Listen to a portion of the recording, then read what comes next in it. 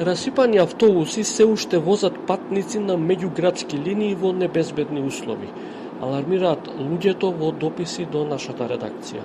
Чести се примерите кога патниците тргнати кон работните места треба да чекаат со часови за да дојде друго возило и да го продолжат патот. Исто така и податоците на полицијата укажуваат на фактот дека се возат автобуси и друг вид возила за јавен превоз кои не се исправни. Тетовската сообраќајна полиција во периодот на изминатите 8 месеци, од 1 јануари до 31 август, во разни видови контроли констатирале неисправности кај 95 возила, од кои 53 од Тетовскиот регион и 42 од Гостиварскиот регион. Кај 1/3 од нив неисправни биле уредите за сопирање и управување на возилата.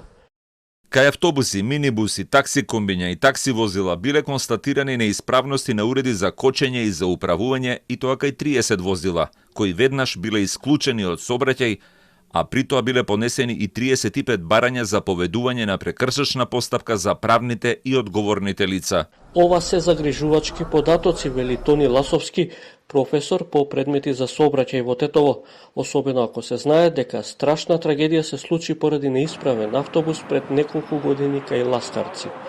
Технички неисправните возила, освен директни учесници во сообраќајните несреќи, и индиректно го попречуваат сообраќајот.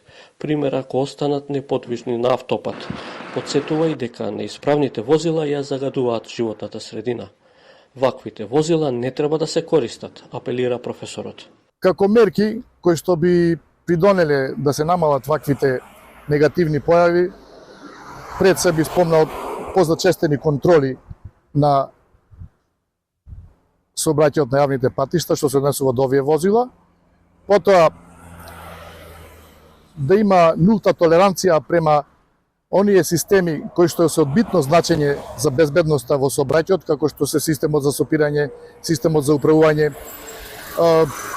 емисијата на штетни издувни гасови и така натаму, и зголемување на свеста, подигнување на свеста на јавноста преку едукативни програми за важноста на безбедноста во патниот сообраќај.